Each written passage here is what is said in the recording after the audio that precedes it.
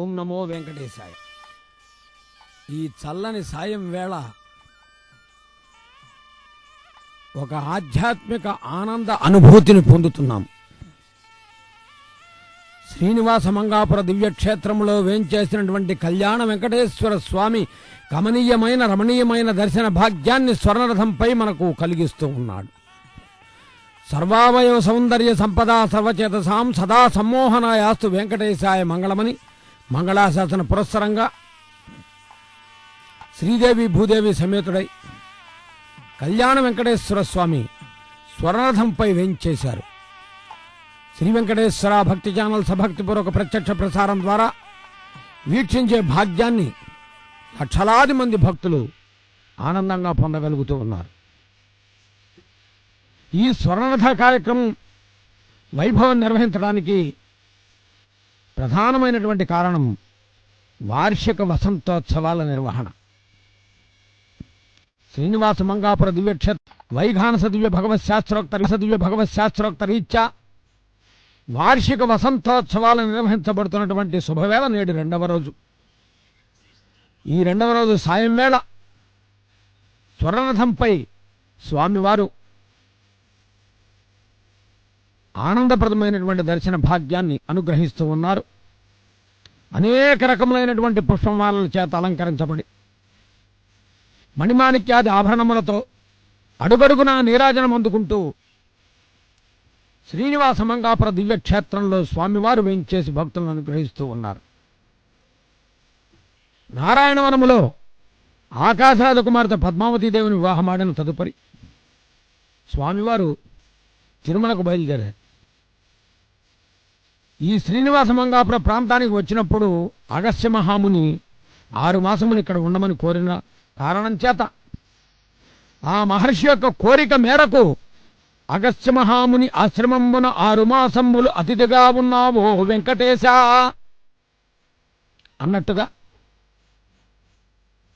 ఇక్కడి నుంచి స్వామివారు తిరుమలకు వెళ్ళారని, అందుకనే ఈ ప్రాంతంలో తిరుమలకు వెళ్ళే మార్గాన్ని శ్రీవారి మెట్టు అంటారని, మొదట మార్గంగా చెప్పబడుతుందని ఈ స్థల పురాణము పౌరాణిక నేపథ్యం చెబుతూ ఉన్నది. ఇది శ్రీనివాస మంగాపురం. ఇక్కడ స్వామివారు అమ్మవారు 2 రకాలైనటువంటి విధానంగా చెప్పబడుతుంది. కళ్యాణ వెంకటేశ్వరుడు కమనీయమైన రమణీయమైనటువంటి దర్శన భాగ్యాన్ని ఇస్తాడు.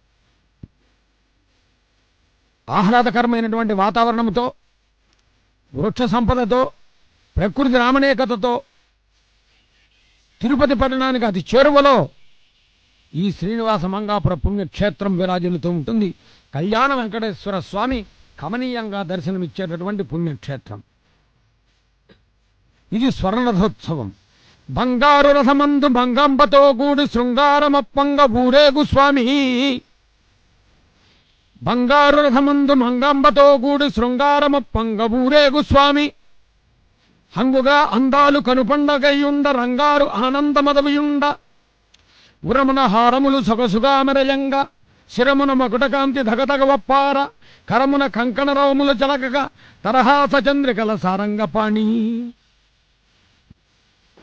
భగవంతుడు అందరినీ అనుగ్రహిస్తాడు.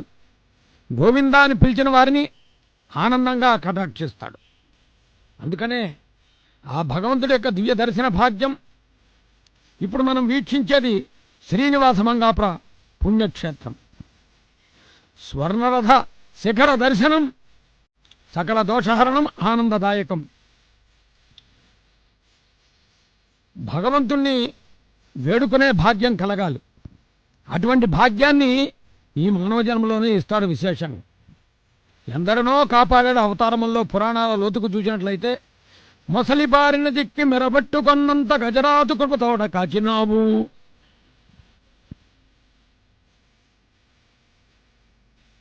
కూర్మితో పదములను గుహుడుతా కడగంగా పరమ మైత్రిని నీవు పంచినావు.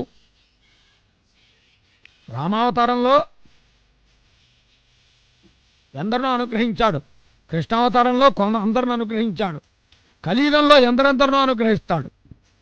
అందుకని ఈ స్వర్ణరథాన్ని వీక్షిద్దాం. సర్వం స్వర్ణమయం. లోహములలో బంగారం మొదటగా చెప్పబడుతుంది. బంగారం అంటే ఎవరికి ఇష్టం ఉండదండి? సంతానాన్ని కూడా పిల్లలు ముద్దు చేసేటప్పుడు మా అబ్బాయి బంగారు కొండ అంటారు, వెండి కొండ అనరు, బంగారు కొండ అంటారు. లోహాల్లో బంగారానికి ప్రాధాన్యత. బంగారం అంటే భద్రంగా దాచుకుంటాం.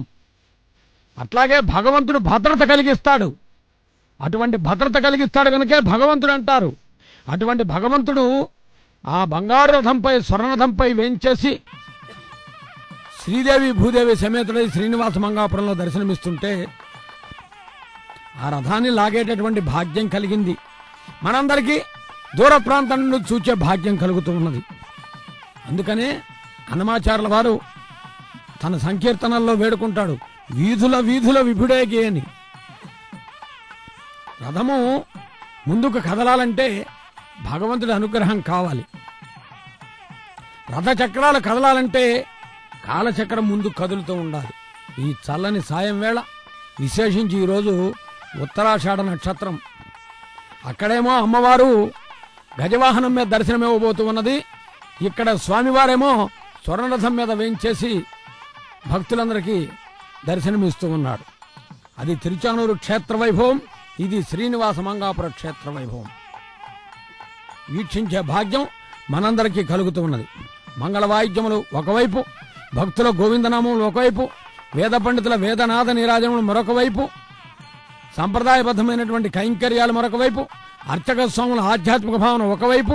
వీటన్నింటి మధ్య అధికారులు భక్తితో ఆనందంతో ఈ కైంకర్యమే మా జీవన పరమావధి, భగవంతుడిచ్చినటువంటి భాగ్యమును భావిస్తూ ఉన్నటువంటి శుభవేళ స్వామివారు బంగారు రథంపై వేంచేసి భక్తులకు శ్రీనివాస మంగాపురంలో దర్శనమిస్తూ ముందుకు కదులుతున్నాడు.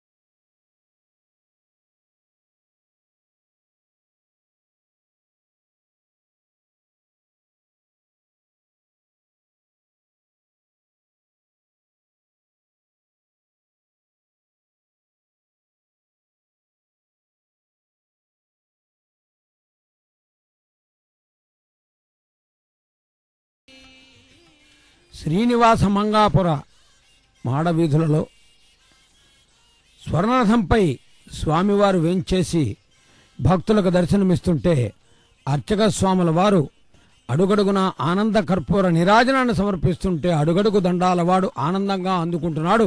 భక్తులు గోవిందాన్ని వేడుకుంటూ ఉన్నారు.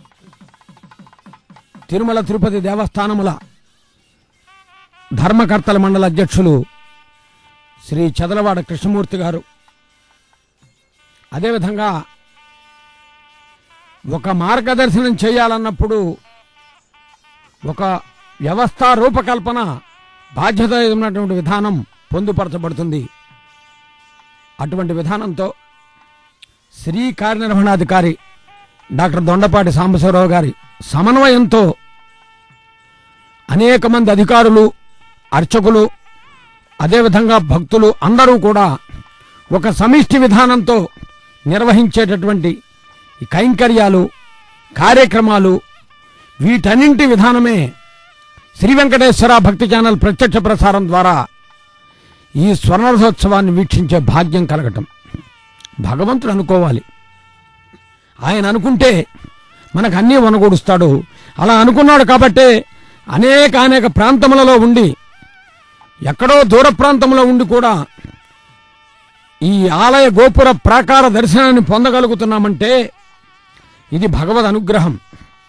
అందుకనే కంటి కనుగొంటి మింటినంటూ కొండపైనున్న వెంకటేశుని అంటారు. ఆ కొండకు వెళ్ళటానికి స్వామివారు మొదట ఇక్కడ ఉన్నారు శ్రీనివాస మంగాపురంలో. ఇంటి ఇలవేలుపు వసుధ నేలడు ఇష్టదైవం బితడే. ఎందరో చెప్పుకుంటారు వెంకటేశ్వర స్వామి మా ఇంటి ఇలవేలుపు అని. అందుకనే ఒక మహానుభావుడు అంటాడు, పణిశైలాధిపుడి ఇతడే కలియుగ ప్రత్యక్ష దైవంబు, మాకును మా పూర్వజులెల్ల వారలకు ఈ గోవిందుడే ప్రాణమై. పణిశైలాధిపుడి ఇతడే కలియుగ ప్రత్యక్ష దైవంబు. అలా శేషపాన్పుపై శయనించి అందరికీ ఆనందాన్ని కలిగించే భగవంతుడు మా పూర్వీకులందరూ ఈయన్నే కొలిచారు, మా తాతగారు, మా తండ్రి గారు అందరూ ఈయన్నే సేవించారు అని చెప్పుకునేవారు. ఇప్పటికీ మా ఇంటి ఇలవెలుపు వెంకటేశ్వరుడని చెప్పుకునేవారు ఎందరో ఉన్నారు. అందుకనే ఆ శేషపాన్పై వేంచేసి అలా ఆనందంగా స్వామివారు లక్ష్మీదేవి నీ పాదములత్తా, ఎంతటి ఆనందం కలుగుతున్నది మహానుభావ. హారనూపుర అలంకారములతోడ వజ్ర కిరీటధారి అయి కరముల కంకణ కాంతులు కన్నులకు మిరుమిట్లు కొలప, సురనాయకులకు అభయహస్తమున్ సర్వజనులకు ఆశ్రయంబునై ఉరమున సిరిదేవిని నిలిపిన సిరినాథుడితడే మనకు దిక్కు అని ఆ భగవంతుని వేడుకుందాం. కారణం ఒక దివ్యమైనటువంటి రథం ఇది. ఎవరిచ్చారు ఈ రథాన్నంటే ఆ భగవంతుడికి దేవతలు ఇచ్చారా, దిక్పాలకులు ఇచ్చారా? ఎవరిచ్చారంటే భగవంతుడు భక్తులకు అనుగ్రహాన్ని ఇచ్చాడు. స్వర్ణరథంపై వేయించేసి అందుకనే దేవదేవుడెక్కినదే దివ్యరథము అంటాడు ఆ మహానుభావుడు. ఇది ఒక దివ్యరథం. మరి వైకుంఠము నుండి వచ్చేటప్పుడు ఎలా వచ్చాడో, కానీ ఇప్పుడు మాత్రం ఈ రథంపై వేయించేసి భక్తులందరికీ అమ్మవారితో కలిసి దర్శనమిస్తున్నాడు స్వామివారు. ఈ లోకాలన్నింటినీ రక్షించేటటువంటి రక్షకుడు భగవంతుడు. శేషాద్రివాసుడా శ్రీ వెంకటేశుడా శ్రీలక్ష్మి హృదయేశ శ్రీనివాస, కరిరాజవరదుడా కమనీయ హృదయుడా కాంచనచేలుడా కమలనాభ, గోవర్ధనోద్ధార గోకుల మందార గోక్షీరధదిచోర గోపబాల, పావన గుణధామ పావని హృది సోమ పతిత పావన నామ పరమపురుష, పంకజాసన బ్రహ్మేంద్ర పరమ పూజ్య వేద వేదాంత శృతివేద్య విశ్వరూప, ఆది మధ్యంతర్హితాత్మ ఆదిదేవ వేగ రావయ్యమము బ్రోవ కళ్యాణ వెంకటేశ అని ఏ భక్తులు దూరంగా ఉండి వేడుకున్నారో స్వర్ణరథం మీద వెంటనే దర్శనమిస్తున్నాడు నీరాజనం అందుకుంటూ. ఇదే భగవంతుడి యొక్క గొప్పతనం. భక్తులు వేడుకుంటే వెంటనే కనపడతాడు ఏదో ఒక రూపంలో. భగవంతుడు ఎక్కడున్నాడంటే సర్వాంతర్యామి, ఎందెందు వెతకు చూచినా అందందే గలడు అన్నట్టు. ఆ రథం ఎలా ఉంది?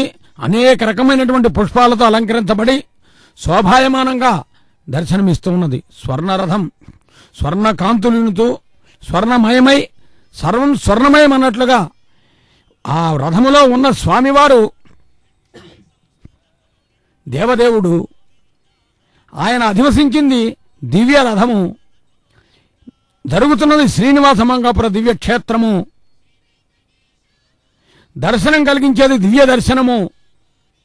అటువంటి దివ్యత్వాన్ని కలిగించేటటువంటి మహానుభావుడైన దేవదేవుడు ఎక్కినటువంటి దివ్య రథంగా అది భాసిల్లుతూ ఉన్నది. అనేక రకములైనటువంటి వృక్ష సంస్కృతి, ఇవన్నీ కూడా ఋషి సంస్కృతి. అందున ఈ క్షేత్రం అగస్త్య మహాముని ఇక్కడ వేంచేసి ఉన్నటువంటి క్షేత్రం. అగస్త్య మహాముని కోరిక మేరకే స్వామివారు ఇక్కడ ఉన్నారని ఈ స్థల పురాణం చెబుతూ ఉన్నది. ఈ ఆలయ ప్రాకారాలన్నీ కూడా పురాతనమైనటువంటి సంస్కృతికి సాంప్రదాయానికి ఆలవాలమై దర్శనమిస్తూ ఉంటాయి. వీక్షించే భాగ్యం అందరికీ కలుగుతూ ఉంటుంది. తిరుమలలో స్వామిని దర్శించుకోవడానికి వచ్చే భక్తులంతా కూడా శ్రీనివాస మంగాపురంలో కళ్యాణ వెంకటేశ్వరుని దర్శనాన్ని పొందుతారు. ఇది స్వామి అనుగ్రహం.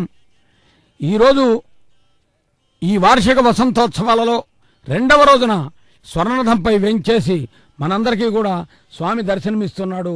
ఇది వీక్షించే భాగ్యం శ్రీ వెంకటేశ్వర భక్తి ఛానల్ ప్రత్యక్ష ప్రసారం ద్వారా మనందరికీ కలుగుతున్నది. కాబట్టి భగవంతుణ్ణి ఈ సమయంలో గోవిందాన్ని పిలవటం మనందరి ధర్మం. అందుకని గోవిందాన్ని పిలుద్దాం. ఎవరైతే గోవింద అంటారో వారికి స్వామి కటాక్షం ఉంటుంది. నీ కారుణ్య కటాక్షము ఎవ్వని రవంతే ఎందు అవ్వాడ లోకైక ప్రభు విష్ణువు ఆతడ దయాళుండు ఆతడే యాచకాళీ కల్పద్రుమము ఆతడే విపుత పాళీమౌళి రత్నంబు దేవా కళ్యాణ గుణాంచిత జగదధీశ వెంకటేశ ప్రభు. ఒక్కసారి నీ చూపు ఎవరి మీద నా పడితే అతను ఎంతటి వాడవుతాడంటే ఇంతటి వాడు అని చెప్పడానికి అవకాశం లేనంతటి వాడవుతాడు. కనుక భగవంతుడికి ఇవ్వటము తెలుసు, తీసుకోవటము తెలుసు. ఇచ్చే సందర్భంలో ఇస్తాడు, తీసుకునే సందర్భంలో తీసుకుంటాడు. బలిచక్రవర్తి దానం తీసుకున్నాడు, మరి ప్రహ్లాదుడికి వచ్చేటప్పటికి వరాలు ఇచ్చాడు. ఇలా ఇవ్వటము తీసుకోవటము తెలిసినవాడు భగవంతుడు. అటువంటి భగవంతుడు ఈ రోజున స్వర్ణరథంపై శ్రీదేవి భూదేవి సమేతుడై వేంచేసి దర్శనమిస్తున్నాడు. ఒక ఊరిలో ఒక దేవాలయం ఉన్నది అని చెప్పడానికి తార్కాణం ధ్వజస్తంభము, గోపుర ప్రాకారములు. ఈ ధ్వజస్తంభంపై అనేక మంది దేవతలు అదృశ్యరూపంలో ఉండి స్వామివారికి జరిగేటటువంటి వసంతోత్సవాలను, నిత్యోత్సవ, పక్షోత్సవ, మాసోత్సవ, సంవత్సరోత్సవాలు అనేక ఉత్సవాలను వీక్షించి ఆనందిస్తూ ఉంటారు. అలాగే మనం కూడా ఈ స్వర్ణరథోత్సవాన్ని వీక్షిద్దాం. స్వామి అనుగ్రహాన్ని పరిపూర్ణంగా పొందుదాం. తద్వారా భగవంతుడు అందరినీ అనుగ్రహిస్తాడు. రథము మెల్లగా ముందు కదులుతూ ఉన్నది. శ్రీనివాస మంగాపుర దివ్యక్షేత్రంలో అర్చక స్వాముల వారు చమరీ మృగము యొక్క వెంట్రుకలతో తయారు చేయబడినటువంటి పరమ పవిత్రమైనటువంటి వింజామర కైంకర్యాన్ని నిర్వర్తిస్తూ ఉన్నారు. ఇచ్చామోహి మహాబాహుం రఘువీరం మహాబలం అంటారు దేవాలయాల్లో. అటువంటి కైంకర్యం అలా నిర్వహిస్తూ ఉన్నారు. భక్తులంతా ఆనందోత్సాహాలతో గోవిందాన్ని పలుకుతూ ముందు కదులుతుంటే అడుగడుగున నీరాజనాలు అందుకుంటూ శ్రీదేవి భూదేవి సమేతుడైనటువంటి కళ్యాణ వెంకటేశ్వర స్వామి కమనీయమైనటువంటి రమణీయమైనటువంటి దర్శన భాగ్యాన్ని ప్రసాదిస్తూ ఆనందాన్ని కలిగిస్తూ ఉన్నాడు. అటువంటి స్వామిని చేతులు జోడించి నమస్కరిస్తూ గోవిందాన్ని వేడుకుందాం. దేవదేవుడెక్కినటువంటి దివ్యరథం అది.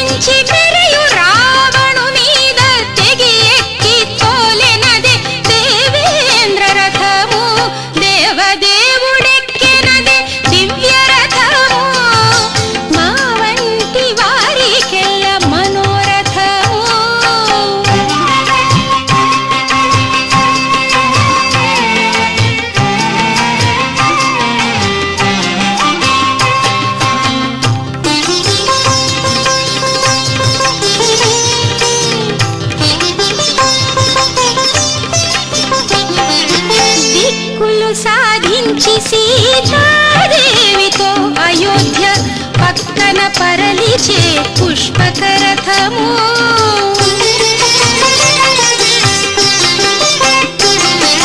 దిక్కులు సాధించి సీతాదేవితో అయోధ్య పక్కన పరలిచే పుష్పక రథము. నిక్కి నరకాసురుపై నింగి మోవనెక్కి తోలె వెక్కసపు రెక్కలతో విష్ణురథము. దేవదేవుడెక్కినదే దివ్య రథము, మా వంటి వారికెల్ల మనోరథము.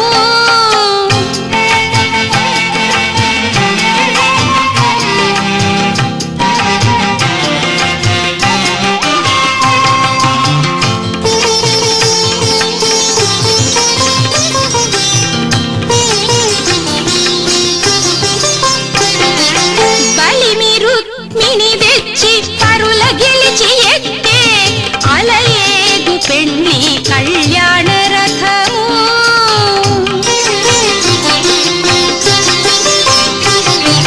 బలిని రుక్మిణి తెచ్చి పరుల గెలిచి ఎక్కే అలయేగు పెళ్లి కళ్యాణ రథము. ఎలమి శ్రీ వెంకటాద్రి నలమేలు మంగకూడి కలకాలమును ఏగే ఘనమైన రథము. దేవదేవుడే దివ్య రథము, మా వంటి వారికెల్ల మనోరథము. దేవదేవుడెక్కినదే దివ్య రథము, మా వంటి వారికెల్ల మనోరథము. మన మనోరథాన్ని నెరవేర్చడం కోసం స్వామివారు దివ్యరథాన్ని విశేషించి స్వర్ణరథాన్ని అధివసించాడు. అది త్రేతాయుగములో దశరథ మహారాజు కుమారుడైనటువంటి రామచంద్రుడు సీతాసమేతుడే అధివసించిన రథమా, రుక్మిణీదేవిని చేపట్టడానికి శ్రీకృష్ణ పరమాత్మ వచ్చినప్పుడు రుక్మిణీ కృష్ణులు అధివసించిన రథమా అంటే పౌరాణిక నేపథ్యంలో ఎన్నో రథాలు చెప్పుకోవచ్చు.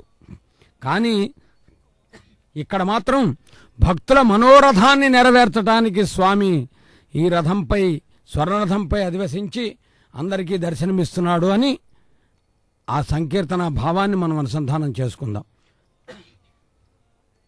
తిరుమల తిరుపతి దేవస్థానం చేపట్టిన అనేక కార్యక్రమాల్లో స్థానిక ఆలయాల యొక్క ఉత్సవాలను కూడా విశేషంగా నిర్వహించాలి అనేటటువంటి భావన. ధర్మాన్ని రక్షిస్తే ఆ ధర్మమే మనని రక్షిస్తుంది అనేటటువంటి విధానంతో తిరుమల తిరుపతి దేవస్థానం ధర్మ కార్య నిర్వహణలో ఆధ్యాత్మిక భావనతో నిర్వహించేటటువంటి ఈ ఉత్సవాలు విశేషించి విఘనస మహర్షి అందించినటువంటి వైఘానస దివ్య భగవత్ శాస్త్రోక్తరీత్యా శ్రీనివాస మంగాపుర దివ్యక్షేత్రంలో 3 రోజుల పాటు నిర్వహించేటటువంటి వార్షిక వసంతోత్సవాలలో నేడు 2వ రోజు సాయం వేళ ఈ స్వర్ణరథం పై స్వామివారు వేంచేసి దర్శనమిస్తున్నారు. మనం ప్రస్తావన చేసుకున్నాం ఇంతకుముందు. తిరుమల తిరుపతి దేవస్థానంలో ధర్మకర్తల మండలి అధ్యక్షులు శ్రీ చెదలవాడ కృష్ణమూర్తి గారు, ఇతర అధికారులు, భక్తులు అందరూ కూడా భగవంతుని యందు భక్తి భావనతో గోవింద అనేటటువంటి గోవిందనామాలతో అన్యథా శరణం నాస్తి అనేటటువంటి విధానంతో ముందుకు కదులుతూ ఉండగా స్వామివారి రథంపై వేయించేసి భక్తులందరినీ అనుగ్రహిస్తూ ఉన్నారు. రథము ఎంత వేగవంతమైనా మెల్లిగా కదులుతుంది. కారణం ఏంటంటే రథం మీద ఉన్నటువంటి స్వామి అందరికీ దర్శన భాగ్యం ఇవ్వాలి అనే భావనతో అన్యథా శరణం నాస్తి త్వమేవ శరణం మమ అనటమే నిజమైనటువంటి శరణాగతి. మనం శరణాగతి చెయ్యాలి. చేతులు జోడించి నమస్కరిస్తూ మన ఆధ్యాత్మిక సంస్కారాన్ని స్వామివారికి తెలియపరచాలి. అలా తెలియపరిచినప్పుడే నిజమైనటువంటి భక్తులుగా మనం విరాజిల్లుతూ ఉంటాం. ఎవరు మనకు దిక్కు అంటే ఈ నలుదిక్కులో ఉన్నటువంటి అష్టదిక్కులో ఉన్నటువంటి దిక్పాలకులందరినీ కాపాడేటటువంటి భగవంతుడే మనకు దిక్కు. అతడే శ్రీమన్నారాయణుడు. అందుకనే నారాయణ నీ నామమ గతీక కోరికలు మాకు కొనసాగుటకు అంటారు. మన కోరికలు తీరాలంటే ఎవరిని తలవాలి, ఎవరిని పిలవాలి, ఎవరిని కొలవాలి, ఎవరిని సేవించాలి, ఎవరిని అర్థించాలి, ఎవరిని ప్రార్థించాలి, ఎవరిని వినిపించాలి, ఎవరిని స్తుతించాలి అని అన్నప్పుడు ఆ నారాయణుడే గతి. నారాయణతే నమో నమో నారాయణ నీ నామమిక తీక కోరికలు మాకు కొనసాగుటకు అన్నారు. కాబట్టి ఆ శ్రీమన్నారాయణుడిని వేడుకోవటమే మన ధర్మం. అలా వేడుకుందాం, భగవంతుడి సరస్వమని భావిద్దాం. నమో వెంకటేశాయ.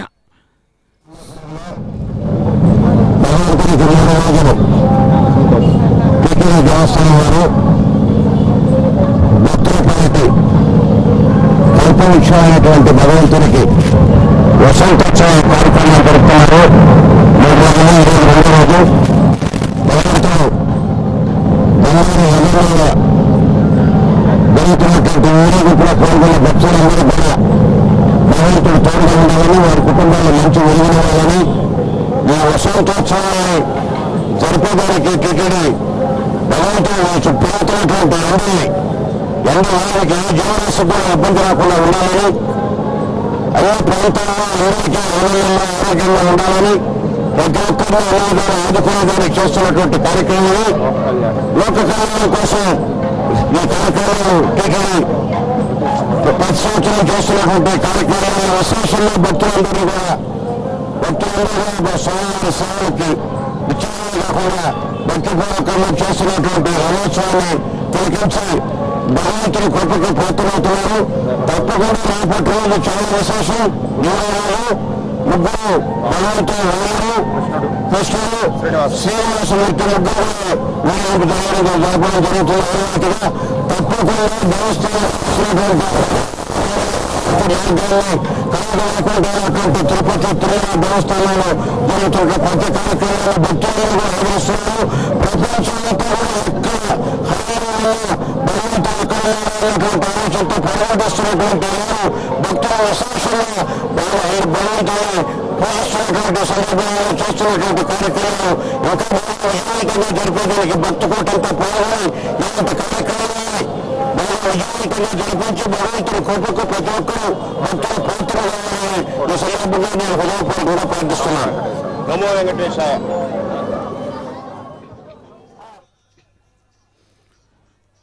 భక్తులకు వసుడు భగవంతుడు. నారాయణ అని పిలిస్తే ఆయన ఆనందపడతాడు. వెంకటేశాన్ని వినిపిస్తే మన పాపాలన్నీ పరిహరిస్తాడు. గోవింద అంటే పరమానంద భరితుడవుతాడు. అటువంటి స్వామి ఈనాడు శ్రీనివాస మంగాపుర దివ్యక్షేత్రంలో స్వర్ణరథంపై వేంచేసి దర్శనమిస్తూ ఉన్నాడు. రథం ముందు కదులుతూ ఉన్నది.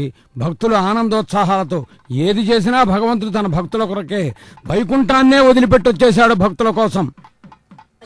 మరి ఇంక అటువంటి స్వామి స్వర్ణరథంపై దర్శనమివ్వడా? తన నివాసమైనటువంటి నిత్య నివాసమైనటువంటి వైకుంఠాన్ని వదిలేసి తన భక్తులు ఎక్కడ ఉన్నారో మద్భక్తాహ ఎత్ర గాయంతే తత్ర తిష్టామి అంటూ తన మనమడైన నారదుడికి చెప్పి వచ్చాడు. ఇక్కడికి చెప్పకుండా వచ్చిన మనిషి కాదు, చెప్పి వచ్చాడు. కాబట్టి అది భగవంతుడి యొక్క గొప్పతనం. అలా వచ్చి ఇంతమందిని అనుగ్రహిస్తున్నాడు. ఎందుకు ఈ కలియుగములో భూలోకానికి వస్తాడో చెప్పాడు. ఆ వచ్చినటువంటి కారణం ఏంటో, ఆ కారణానికి కార్యకారణ కర్తృత్వాన్ని తాను నిర్వహిస్తూ అందరికీ కూడా దర్శన భాగ్యాన్ని కలిగిస్తున్నాడు. అటువంటి భగవంతుడే శ్రీమన్నారాయణమూర్తి. అందుకనే నారాయణ నీ నామమే తీక కోరికలు మాకు కొనసాగుటకు. ఎన్నో కోరికలుంటాయి మన మనస్సులో, అవన్నీ తీరతాయా? తీర్చగలిగిన వాడు ఆయనే.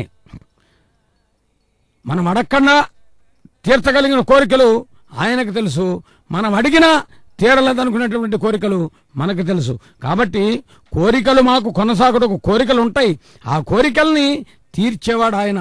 కాబట్టి ఎదురు చూడాలి అంతవరకు. ఆ రథం పుష్పాలంకార శోభితమై దేదీప్యమానంగా విరాజిల్లుతూ దర్శనమిస్తుంది.